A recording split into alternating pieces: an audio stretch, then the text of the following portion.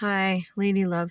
I had a few notes I've been making and some channelings that have been coming through, and I just wanted to start this process of what I've discovered on my journey and see if this resonates with anyone else.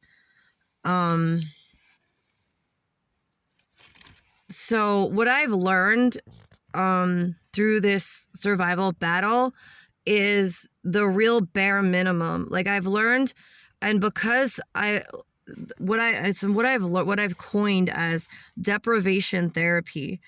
And I don't know if someone else already came up with that name or not, but it really resonates for me. It came to me like, okay, deprivation therapy is when we take away something that we need to sustain our life or something that we depend on, and then we learn how to adapt without it, to then bringing it back in and having a new relationship with it. And this is a way to like overcome a lot of addiction, as well as like dependency. And also, I'm going to close my eyes because it it gets distracting and it helps me focus more.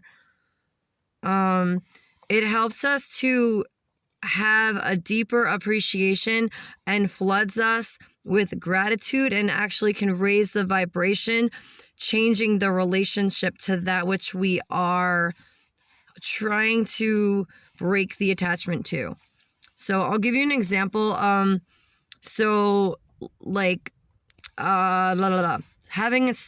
difficulty with sleep. I have insomnia, but I more importantly have experienced severe sleep trauma earlier in my life, and then I spent a lot of my time self-medicating and also being heavily medicated, that I could only sleep if I was like forced sleep upon me, and it was always stressful and anxious, and dreams were like very chaotic.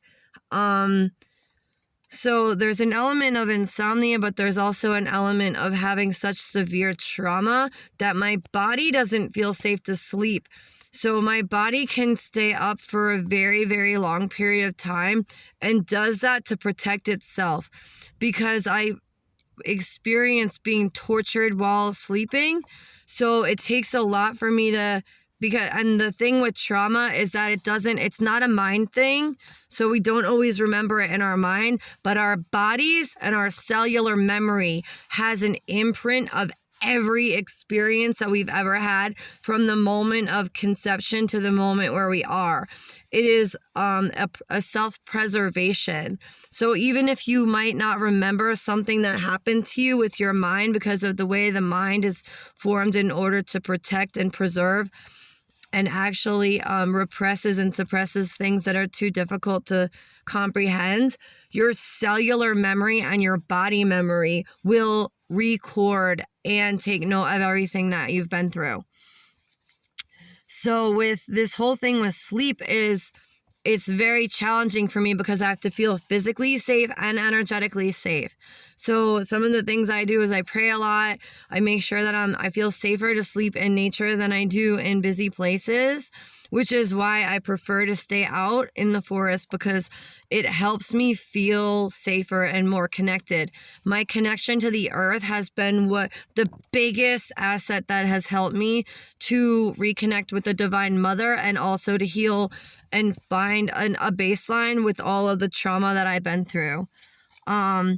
So sleep deprivation is one of those things, because and I have a couple dimensions of videos on this, because this can spring out into other fields too. So if you go long enough without sleep, your mind starts to glitch, and it's almost like being intoxicated, and you can actually start to hallucinate, which in shamanic practices, that's part of initiation. So a lot of people that are being called to a higher path and are being called to a higher soul path will go through some kind of initiation calling. And if this resonates with you, I'll make some more videos on this more specifically. But the first phase in shamanic awakening and being called into that path is the phase of purification. So it will force you, your body, mind, soul will force you to give up any kind of intoxicants, which is why people will often give up substances, they will give up medications, they will give up food that's toxic, they will even go into a fasting state, and then also stop sleeping and taking in anything at all. And because of the Western, we'll say the Western medicine doesn't have an understanding of the spiritual reason behind it, they will say, oh, well, there's something wrong with you. You have to take this. You have to do this. You have to do that. And they try to break down and stop the soul journey that's being called forth. Whereas if we were in another culture, either an indigenous tribe or somewhere in the East, or somewhere where there's like more of an understanding of the spiritual aspect, that we are more spirit than we are physical, and being called to those things, there is a supportive environment and an understanding that that's part of the journey. So I was called to this a lot of times, and it was always interfered with, and it wasn't until I got far enough away from those that were trying to control me and to control my life and what was happening, till I could learn how to find my own inner sound center point and my own inner voice and guidance system, intuition and truth. And then I learned that that was actually part of shamanic initiation. So sleep deprivation, but before I understood this and knew this, anytime I'd go without sleeping, and I was scared, I would be scared, because going off meds and going without sleep would put me into a state of psychosis, and I would start to remember all of the horrific trauma from my childhood that would send me to a point of almost trying to kill myself, and coming very close to almost succeeding under many occasions. So what I had to do was to learn how to regulate that. So I was scared to ever go without sleep, so I had to make sure I got sleep. So I would use medication and other things, and I would fight and resist and try to control the sleep, because if I didn't get sleep, I go crazy and all this. So what happens is when we try to control something or try to force it or medicate it or make it happen, we're actually pushing it away from us. Anytime we're trying to hold on to something or force it to be, we are actually resisting it and pushing it further away. So what I had to do was to get away from all of the things that were interfering and trying to control me from the external, so that I could find a way to find my own inner voice and the own sense of truth, and then come to a place of what I call radical acceptance, which is an actual thing, like radical acceptance of what is. So what is that I am not able to sleep because of this. So instead of trying to make myself sleep or worry about sleeping or not sleeping, I became completely in alignment with the fact that, okay, if I never sleep again and this never gets better, I'm going to be 100% okay with it. And this is what I've done with every area of suffering, and this is a really powerful way to transform any situation. But it's not something you can think your way into. It's something you have to feel your way into. And it comes not from the mind, but from the heart, and usually it has to come from a higher vibrational perspective. So if you're in the rat race of all this stuff, you're probably, when I was in the midst of it and in the midst of being controlled, I couldn't do this. I had to remove myself from everyone and go deep on my own in nature and spend some time in meditation or contemplation or even just walking meditation. And I had to drop all my resistance around trying to control sleep. And I had to get to a point where I was like, okay, whether I sleep or not, whether I ever sleep again or whether I get any sleep at all, or I'm going to be okay with it. Whatever happens, I have to be okay with it. And this is for suffering too. If you're experiencing an excruciating amount of pain, instead of trying to numb out the pain and self-medicate.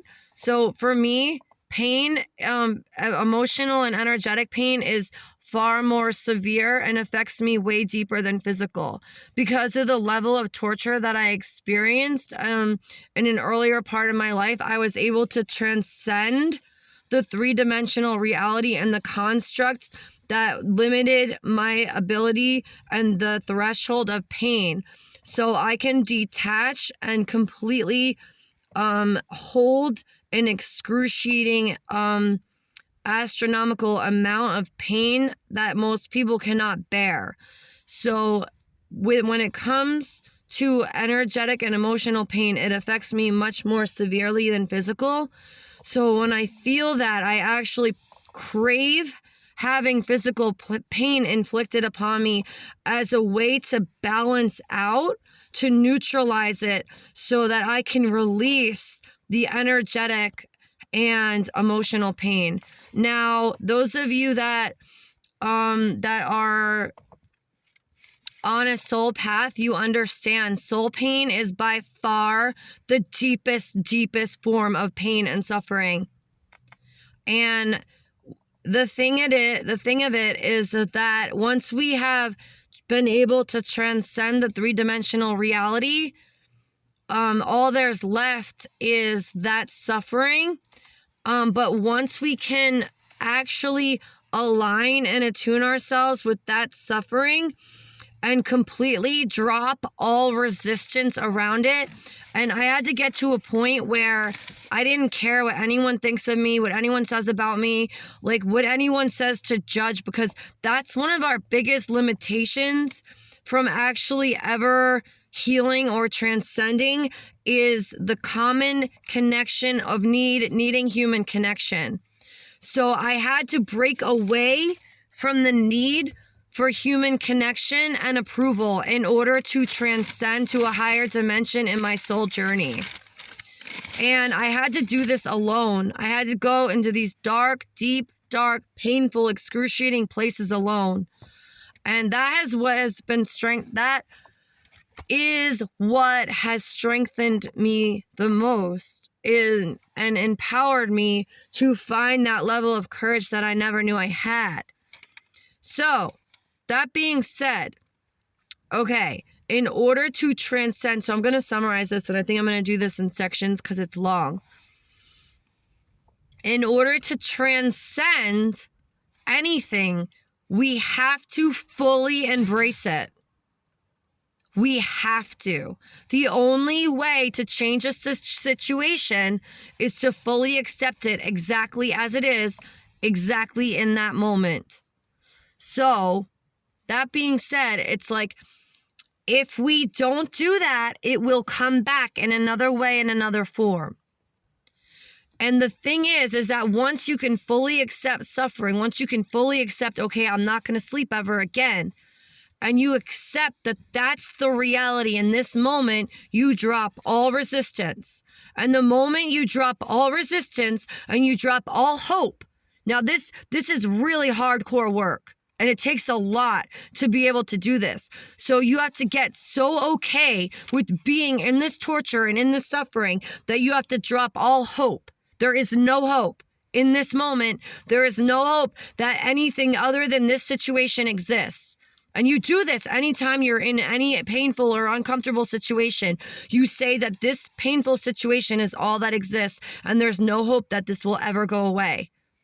And I'm telling you, it is so hard, but if you can let yourself accept it fully, and completely, embrace and accept that level and that degree of suffering, what happens is it drops. Your resistance drops, the control drops, the pain drops, and it's all mind. And then you're just left with just this floating situation, like floating energy. And then you realize that you don't need it to stop. And you don't need it to be any different. Because what happens is once you drop the resistance, there is complete liberation and freedom which is more potent than what you thought you needed to begin with. So the freedom that comes from letting go of our binding to this three-dimensional reality is greater than the needs that bind us. So it is our needs that bind us to the three-dimensional reality.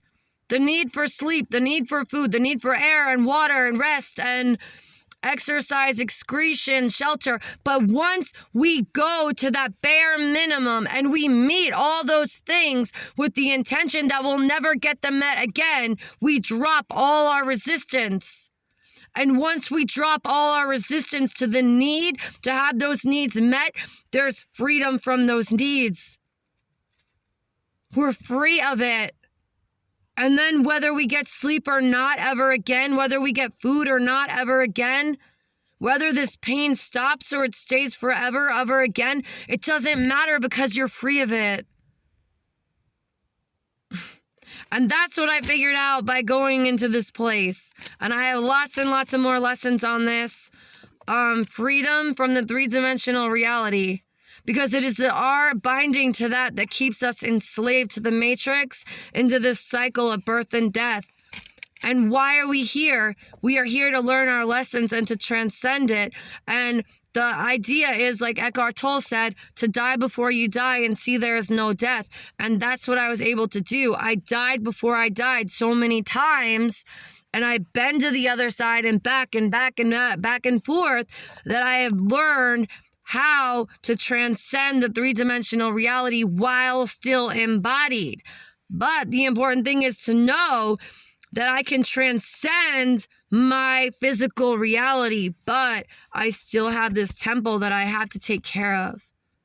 And it needs love from me. So if we're not doing that, we have to find a way to sustain our life and nourish ourselves. And I'm going to come back with another video to follow up. This is going to be a series because I have a lot of wisdom and firsthand experience on how I was able to do this. And I want to share this with anyone who may be interested. And my goal is to help others that may be in a similar situation or wanting to deeper their experience or to find more fulfillment, because it is absolutely possible here and now in this eternal now moment. We can free ourselves and then see that no matter what your physical situation is, whether you're in this beautiful nature or stuck in this car, or whether you're in jail cell, whether you're in prison, whether you're in a hospital bed, or wherever you are, you can find liberation now in this moment, and that will transcend your entire perspective and your entire reality. And then you'll no longer be bound to the limitations of the matrix and the three-dimensional reality that is intended to enslave us. But we are, by God, given birthright here to be free, and that is our right and our birthright to reclaim that freedom. And I want nothing more than to help other people to reclaim your own power and your freedom and your capacity to transcend the limitations that may be holding you back. I love you. Thank you. Namaste.